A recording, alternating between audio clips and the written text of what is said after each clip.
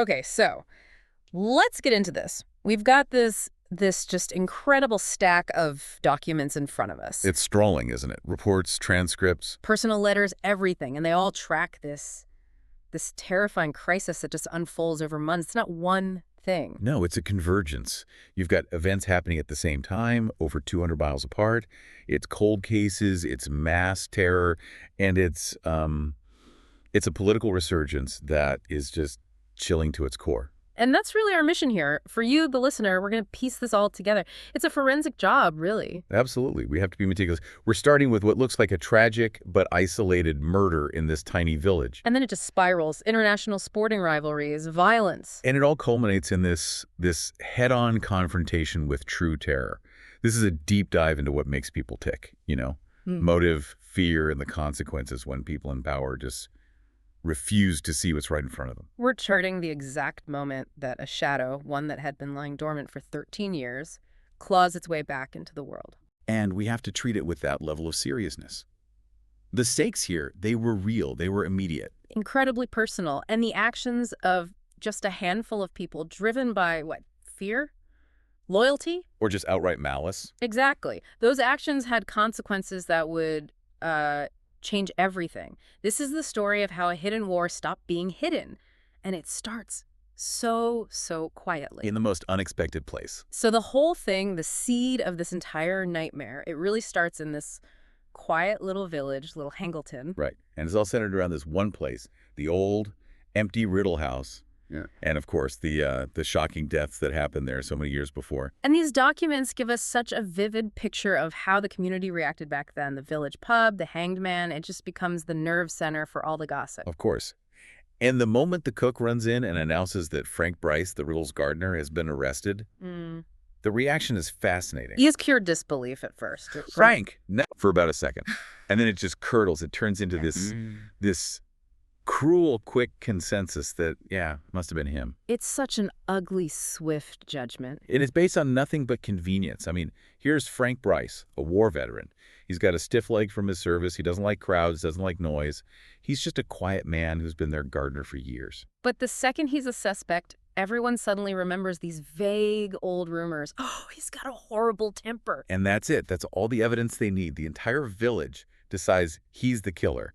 It's flimsy, but it's enough. The speed of it is what's so chilling. And then the system fails him. He's at the Great Hangleton police station, and he's stubborn. He will not budge. He insists over and over again, I'm innocent. And he tells them what he saw. The only person he saw near that house was a teenager. A pale, dark-haired boy. A stranger. And this is the crucial moment. No one else saw this boy. Not one person. So the police just dismiss it. Completely. They decide he invented the witness to throw them off the scent. And that wrongful arrest, that dismissal of his story, it created this deep, lasting mistrust in Frank. A mistrust that will, years later, prove fatal. Okay, so let's fast forward.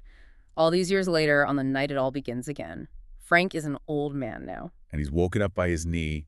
That same war injury, always acting up. It's his alarm clock, in a way. A painful one. He limps downstairs to get his hot water bottle, and he just happens to glance out the window. And up at the old Riddle house, the abandoned house, he sees lights. Glimmering, flickering in the upper windows. And for Frank, because of that history, his first thought isn't to call the police. Never. He learned his lesson, he thinks. They can't be trusted. His conclusion is immediate. It's kids, local boys breaking in, messing around, maybe starting a fire. So his priority just shifts in an instant. Despite the pain, despite his age, he decides he has to intervene himself. He doesn't even think twice. He puts the kettle down, gets dressed as fast as his stiff leg will let him. Gets the old, rusty key to the house, grabs his walking stick. And he goes. The pain is significant. You can feel it in the reports, but his determination to handle it himself, to be quick, it just overrules every bit of common sense. The sources are so specific about his entry. He finds the back door. It's almost hidden by ivy. He uses that old key, and he does it noiselessly. He slips inside. He gets into the house of the people he was accused of murdering, completely undetected, and he follows the light upstairs. And this is where everything changes. It stops being about trespassing kids and becomes something else, something terrifying. He's standing just outside the room, and he's just frozen, paralyzed by fear, by confusion. The report says his only real wish at that moment was to be back in his bed with his hot water bottle. but he can't move. His body just won't obey him. Because of what he's hearing. The dialogue he overhears explains everything. There are two voices. One is cold, it's high-pitched, and it's hissing. It's Voldemort. And the other is pathetic, really. Dry, hoarse, constantly apologizing. It's Wormtail. And the dynamic between them is it's brutal from the first word. It's not gratitude. It's not a master thanking a loyal servant. It's pure controlling distrust. It's relentless verbal abuse. He's constantly attacking him, accusing Wormtail of deserting him, of regretting coming back. He says Wormtail flinches every time he looks at him. It's this incredible display of psychological control. He's not treating Wormtail like a colleague. He's treating him like a life support machine. And he even says it. He admits he needs Wormtail for basic survival. Right, feeding every few hours, relying on him to milk Nagini. He needs him, but he can't stand that he needs him. So he uses contempt to keep him in line. It's a classic tyrant's playbook. And then the conversation turns political, and it's chilling.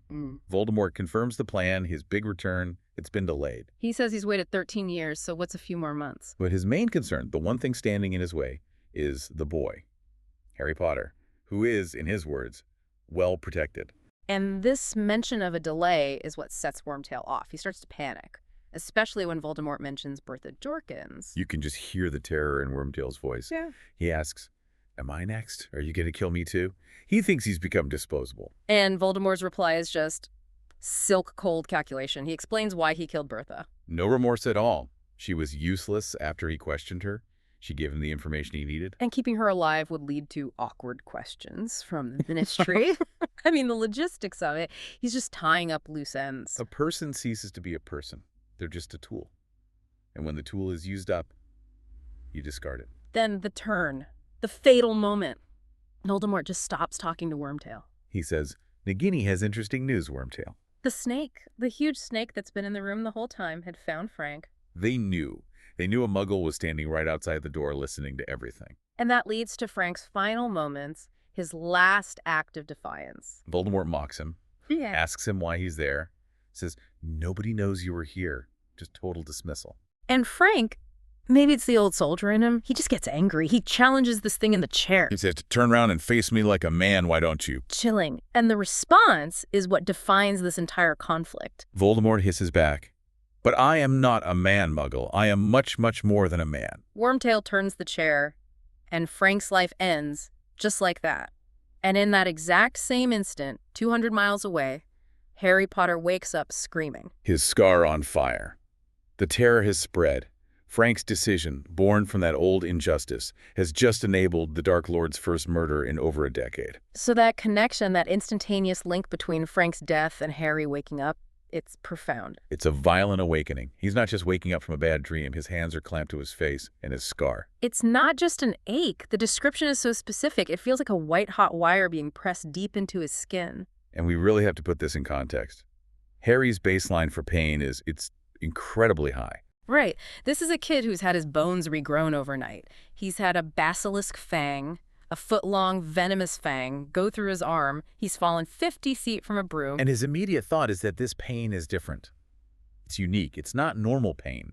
It's a warning. He knows what it means. Or he thinks he knows. The memory kicks in immediately. Yeah. This pain means Voldemort is nearby or has just done something powerful. But the idea of that, of Voldemort lurking around Privet Drive, it feels ridiculous to him. Absurd, impossible. He even calls himself stupid for listening, for hearing for a creak on the stairs or the swish of a cloak. He's questioning his own sanity. But he knows deep down that scar isn't just a scar, it's a sensor. It's tied directly to Voldemort's power, to his very survival. And before he can even really process the horror of that dream, that vision, his world is just shattered by something much more mundane. Domestic chaos. An invitation arrives from Mrs. Weasley. For the Quidditch World Cup. And the delivery method is, ironically, the Muggle postman. Which sends Uncle Vernon into a complete meltdown. It's a perfect example of these two worlds just crashing into each other. He's not just angry about the content, Quidditch, brooms, magic. He's terrified by the logistics. The phrase, normal way to respond, sends him into a panic. He needs Harry to explain that normal for them means an owl. It just exposes this deep, pathological need for control and secrecy in his life. Anything that threatens that carefully constructed normal is a declaration of war. And getting Harry out of there is, well, it's not subtle. Not at all. Fred, George, and Ron decide to use the Flu Network. Into a blocked-off electric fireplace. It's a disaster. It's just dust and chaos and loud hammering from inside the chimney. Ron and the twins are physically stuck. And Uncle Vernon's reaction is just like a pair of angry Wolverines. The Dursleys are terrified. You see their trauma plain as day. Petunia is hiding. Dudley is clutching his backside, remembering the pig's tail incident. And then Mr. Weasley comes through, and he's just so polite, so completely clueless about the havoc he's causing. Very nice place you've got here. In a room that's just been covered in soot and debris, the contrast is hilarious and excruciating. The exit is even more explosive. Mr. Weasley basically has to threaten Vernon with his wand to get Harry out of there. And Harry's last glimpse of them through the green flames is just perfect chaos. An ornament exploding, Petunia screaming, and Dudley's tongue. Lolling around like a great slimy python. It's just this violent, almost comical snapshot of what happens when magic crashes into their rigid world. And from that domestic chaos, we're thrown into this massive international event, the World Cup. The logistics alone are staggering. 100,000 wizards. How do you even hide that? With immense difficulty. Staggered arrivals, portkeys everywhere like that old rubber tire they use, strict rules about apparating. And just constant vigilance against muggles seeing anything. The sources mention the campsite manager, Mr. Roberts, needs a memory charm 10 times a day to keep him happy. It's almost a joke, but it shows the scale of the cover-up. And yet, you have ministry officials like Ludo Bagman being completely careless. Right. Shouting about Quidditch terminology right next to the Muggle entrance. It's an immediate red flag about the ministry's professionalism. Or lack thereof. But amidst all that bureaucracy, you have Arthur Weasley's pure joy. Oh, he's like a kid in a candy store. Yeah. His excitement for Muggle land. He insists they put up the tents by hand. Even though he's terrible at it, it's so endearing. And the tents themselves are this lovely bit of magic. Yeah. Shabby two-man tents on the outside. And then the spacious, old-fashioned apartment on the inside. This is a nice little moment before the politics kick back in. And they do, inside the tent. You see the whole Weasley family dynamic laid bare. Percy is just insufferable. So pompous, so in awe of his boss, Barty Crouch Sr. Fred and George are already hardcore entrepreneurs. They're taking bets with Bagman, selling canary creams. You can see their future right there. And the contrast is so stark in that family. You have Bill with his horrible Great Fang earring. Which Molly hates. And then you have her worrying about Ron, who she thinks has no ambition. It's all just bubbling under the surface. And then we meet the key ministry figures. Ludo Bagman. Who's basically an overgrown schoolboy, head of magical games and sports. But he has this dangerously casual attitude about everything. Especially about Bertha Jorkins being missing. He just waves it off. Got a memory like a leaky cauldron. He just dismisses her as incompetent and lost. And then there's Barty Crouch Sr., the opposite of Bagman in every way. Obsessed with rules, protocol, speaks 200 languages. He's the consummate, if rigid, diplomat. And this focus on Bertha Jorkins, it's not accidental. Percy mentions she's been gone for over a month, vanished in Albania. Mr. Weasley is worried. Bagman isn't. The ministry is already showing this pattern of willful ignorance about a problem within its own ranks. And this is just hours before the real catastrophe. The match ends, Ireland wins, and then the celebration is just violently cut short. The singing stops. All you hear are screams and the sound of people running for their lives. And the description of who's causing it. It's precise and it's terrifying. Masked, hooded figures. Death Eaters. And they're not rushing. They're marching slowly, deliberately. Wands pointed straight up. It's a display of controlled menace. But the real horror is what's happening above them. The Roberts family. The Muggles from the campsite. They're just floating. Contorted into grotesque shapes, like puppets. Marionettes being controlled by invisible strings from the wands below. This isn't just an attack. It's a performance. It's a calculated public act of torture and humiliation aimed squarely at Muggles. It's about showing dominance. And then Draco Malfoy shows up just to twist the knife. He's so casual with his hatred. He uses the word mudblood without a second thought, and he's clearly proud that his father is out there with them. It just confirms the ideology that's fueling all of this. This isn't random violence. And then, just as suddenly, they're gone. A loud bang, and the Death Eaters vanish. They weren't beaten, they weren't captured, they fled. And immediately after, the sky ignites. The Dark Mark. Mors Mortar. The giant, green, glittering skull with a snake coming out of its mouth.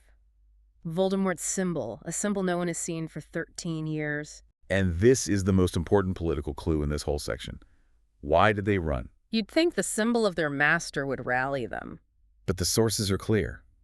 The appearance of the Dark Mark is what scared the Death Eaters away. Which means they fear his return more than they fear the Ministry. Exactly. It suggests they're terrified of retribution, for being disloyal, for abandoning him.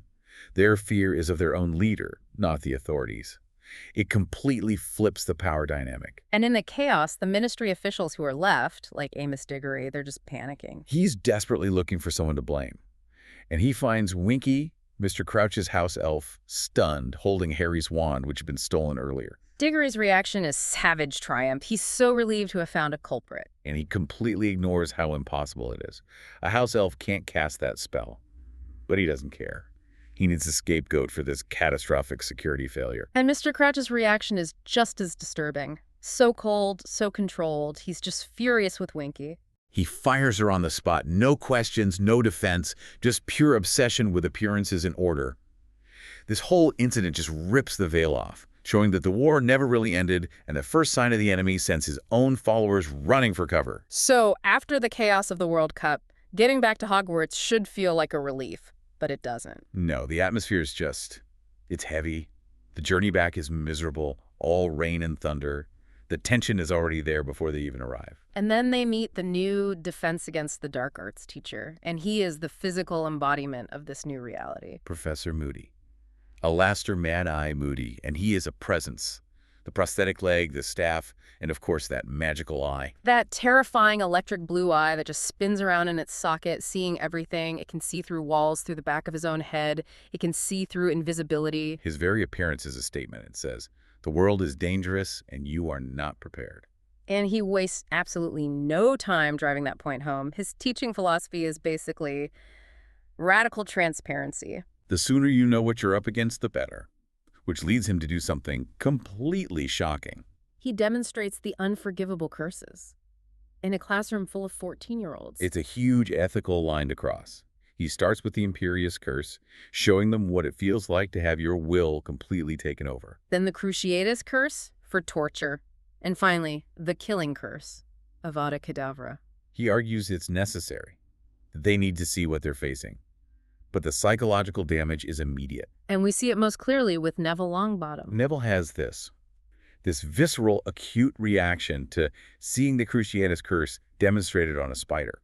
He's horrified. And later, we understand why. It's confirmed that his parents were tortured into insanity by Voldemort's followers, using that exact curse. It's just this moment of profound, shared trauma in the room. Harry understands pain. He relives his parents' murders around Dementors, but Neville's trauma is the living consequence of the war everyone claims is over. But there's a nuance to Moody that's really interesting.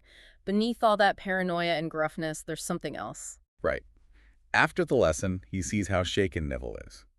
And he does this very subtle, very kind thing. He gives him a book on herbology, magical water plants of the Mediterranean. He'd clearly spoken to Professor Sprout, found out what Neville was good at. It was his way of offering comfort, of saying, "I see you." It shows his vigilance isn't just about dark wizards, it's about his students' well-being too. And then the focus of the entire year just shifts completely. Dumbledore makes the big announcement.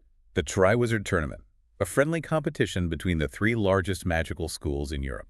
But with a very strict rule, an age line. You have to be 17 or older to enter, and the decision is made by an impartial judge. The Goblet of Fire, an ancient, powerful, magical artifact. And the spirit of friendly competition lasts for about 5 minutes. The Goblet chooses the 3 champions.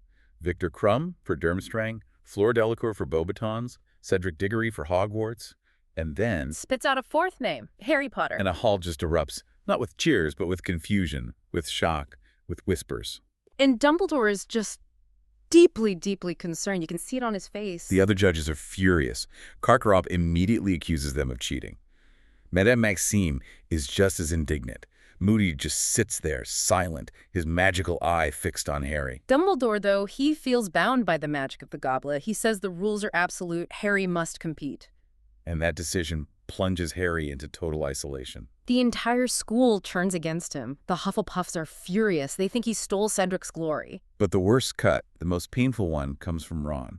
Ron just instantly believes Harry cheated, that he found some way to cross the age line because he wanted more fame, more attention. It leads to this blazing row between them, and then just Yeah. this cold, jealous silence that goes on for weeks. And it's so critical to understand that rift. Harry is so hurt that his best friend, after everything they've been through, would think he's a liar and a cheat. And for Ron, it's all about his own insecurities. He's always been overshadowed by his brothers, by his famous best friend.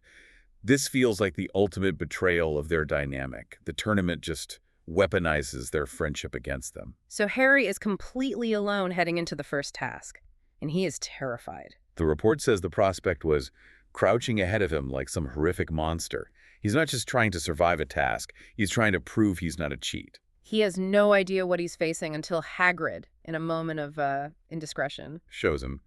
Hagrid is on a late-night stroll with Madame Maxime, and he reveals the task. 4 ferocious, nesting mother dragons, including the Hungarian horntail, which is described as the most dangerous of all. And it's during this scene that we get confirmation of Hagrid's secret. His great size is because he's half giant, something he's deeply ashamed of because of the prejudice against giants. Right before the task, Harry gets a life-saving tip from Sirius through the common room fire. A crucial piece of advice. Don't use a stunning spell. A dragon is too powerful for that. The key is a simple spell, not brute force. So Harry and Hermione are frantically searching for the right charm, and they land on the summoning charm, Accio. But before he goes into the arena, Harry makes this really important ethical choice. He tells Cedric about the dragons. He sacrifices his own advantage because he believes in fair play. It's a core demonstration of his character, setting him apart from the cutthroat competition around him. And his execution of the task is it's brilliant. He uses the summoning charm to call his firebolt. He turns the task from a ground battle into an aerial one, where he has the advantage. He uses his skill as a flyer to distract the horntail and grab the golden egg. He gets a little banged up, his shoulders grazed by a spike, but he does it. He survives. The relief is immense. He's passed the first test of this trap he's been forced into. And then comes the Yule Ball, this mandatory social event that just adds another layer of stress. And we get this great insight into their teenage awkwardness. Ron is absolutely mortified by his secondhand dress robes. They're ancient and covered in lace. While Harry's are just, a bit boring. Bottle green. And the tournament stress just bleeds into their social lives. Harry tries to ask Cho Chang, but she's already going with Cedric. Ron makes a disastrous attempt to ask Fleur. And then the big shock. Victor Crumb, the international Quidditch star, asks Hermione. And Ron's reaction is it's pure uncut jealousy. He's so cruel to her. He says Crumb is just using her, and then basically says no one noticed she was a girl until this famous guy did. And Hermione's response is just heartbreaking. It took you 3 years to notice, Ron.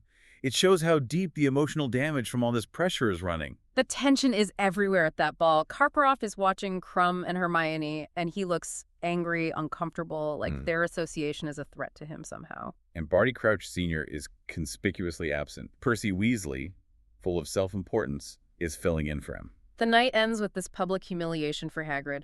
Rita Skeeter publishes an article in the Daily Prophet exposing that he's a half-giant. He's so ashamed he just retreats, locks himself in his cabin. And this is where Dumbledore shines.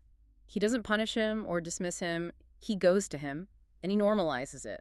He shares stories about his own family's problems to show Hagrid he's not alone.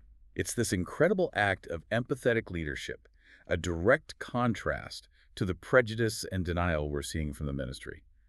Dumbledore's focus is always on truth and inclusion, even when it's painful. So after the immense stress of the first task, Harry gets a bit of a break, but he still has this golden egg, this new problem to solve. And when he opens it on its own, it's just this ear-splitting, horrible screeching sound. It's painful. It's not a clue, it's an assault. He's completely stuck. And then Cedric, repaying Harry for the warning about the dragons, gives him a tip. It's a cryptic one. Take a bath and put it in the water. So Harry ends up in the prefect's bathroom in the middle of the night with moaning Myrtle. And Myrtle, surprisingly, is the one who guides him. She tells him to put the egg and his own head under the water. And when he does, the screeching transforms. It becomes this eerie, beautiful Murmish song. And the lyrics are the clue. Come seek us where our voices sound. We've taken what you'll sorely miss. An hour long you'll have to look. With a very stark warning at the end. After an hour, whatever was taken won't come back. But even with the clue, Harry can't figure it out. He's frantically searching the library for a charm to let him breathe underwater, and he comes up with nothing. He's in a full-blown panic the morning of the task. He thinks he's failed. And then, at the last possible second, Dobby the house elf appears. It's a life-saving intervention. Dobby overheard a conversation and brought him gillyweed. This slimy, rubbery plant that gives him gills and webbed hands and feet. Dobby's absolute devotion to Harry is so powerful here. And it stands in such stark contrast to Winky, who we see in the kitchens. Right. She's just sitting by the fire, completely lost, drunk on butterbeer, just mourning the loss of her master and her place in the world. So Harry gets to the lake just in time. The second task begins. And the psychological pressure is immense. He's underwater in this icy lake. He can't breathe normally. And that 1 hour time limit is just ticking away in his head. He finally finds the Mer village and he sees the hostages. Ron, Hermione, Cho's sister Gabrielle, and another girl he assumes is Crumb's hostage. They're all tied to a statue. And this is the real test. Not the swimming, not the gillyweed. This is a test of his character. He sees that Fleur, the French champion, hasn't arrived, and he makes a decision. He decides he can't leave her little sister, Gabrielle, behind. He defies the rules of the task. He prioritizes saving a life, or what he believes is saving a life, over winning. This act of, as Dumbledore later calls it, moral fiber, means he finishes last. He runs out of time. But it earns him huge points from the judges. And the deep, passionate gratitude of Fleur, it shows that even in this trap, his instincts are heroic. And while all this is happening on the surface, these darker political currents are getting stronger and stronger inside the castle. The suspicion is just palpable. Harry overhears this tense conversation between Snape and Karkaroff. Karkaroff is panicked. He's showing Snape something on his arm. The dark mark, we find out later. It's getting darker, a sign that Voldemort's power is returning. Karkaroff is terrified. And Snape just wants nothing to do with him. He's trying to keep their shared past, whatever it is, a complete secret. The conflict there is so thick you could cut it with a knife. At the same time, Moody's paranoia is it's off the charts. He sees Harry under the invisibility cloak. His magical eye just cuts right through. His office dustbins keep exploding because he thinks they're booby-trapped. It seems like extreme paranoia, but in hindsight, it's something else entirely. It's a performance. And Ludo Bagman keeps popping up, acting inappropriately. Right. He offers to help Harry with the egg clue. A judge offering to help a champion. It's a massive conflict of interest. And Harry's smart enough to notice. He sees that Bagman isn't offering the same help to Cedric. It feels shady, like Bagman has a personal stake in Harry winning. And the biggest mystery is Barty Crouch Sr. He just vanishes. He's not at the Yule Ball. He's not at the second task. Percy says he's sick, sending instructions by owl post. But even other ministry people are starting to get suspicious, wondering if the letters are really from him. Then comes this pivotal moment with the Marauder's map. Harry's coming back from the bathroom, and he almost gets caught by Filch and Snape. He drops the egg, the map falls open. And Moody shows up out of nowhere to save him. He covers for Harry, gets the map away from Snape. But later, Harry looks at the map and tells Moody something incredible. He saw Barty Crouch Sr.'s name on the map that night, inside Snape's office. And Moody's reaction is instant alarm. He knows that's impossible. Or it should be. This is followed almost immediately by the attack on Victor Crumb right near the entrance to the maze. He's found stunned. And then the real Barty Crouch Sr. appears, stumbling out of the forest. He looks mad. He's distressed. He's muttering. He's trying to warn Dumbledore about something. And then he just vanishes again. Moody tells Harry to stay in his room, to not leave the tower. It's a classic move to isolate him, to control the situation. The net is tightening around Harry, and he doesn't even know it. Okay, so we're at the third task, the final event.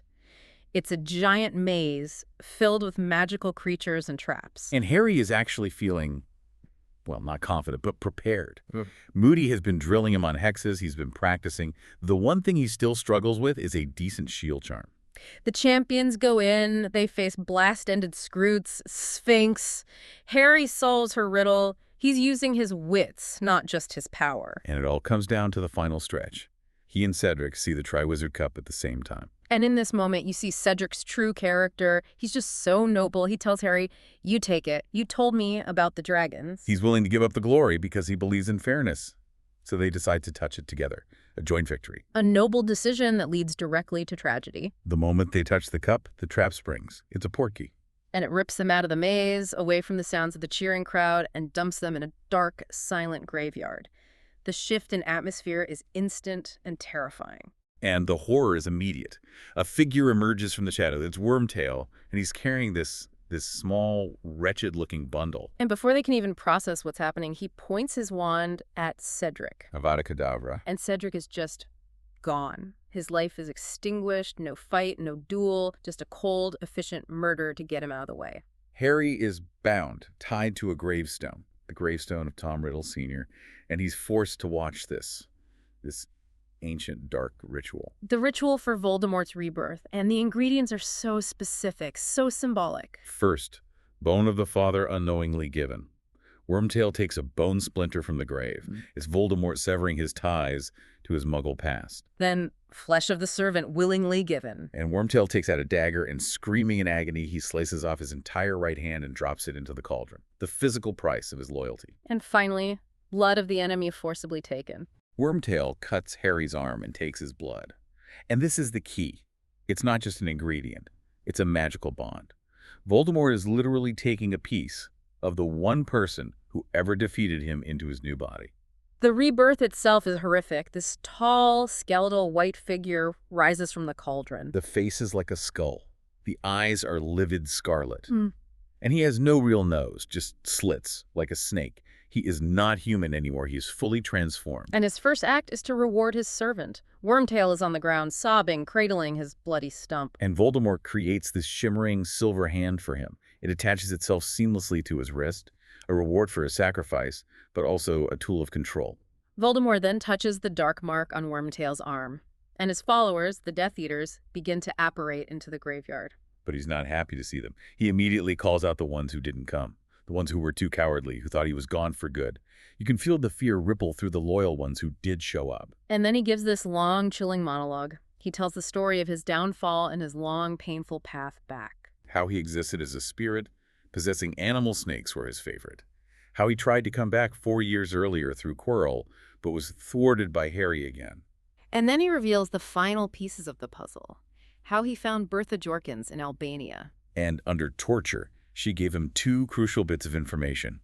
That Barty Crouch Jr. was still alive, and that the Triwizard Tournament was happening at Hogwarts. He admits, with no remorse, that he tortured her until her mind was broken and then disposed of her. And then, the big reveal, the spy, he confirms he had one faithful Death Eater stationed at Hogwarts who made sure Harry's name went into the goblet and who turned the cup into a portkey. All to bring Harry right here, into his grasp, away from Dumbledore's protection. And to prove his power is back, he immediately tortures Harry, the Cruciatus Curse, pain beyond anything Harry has ever known. And then he forces a duel.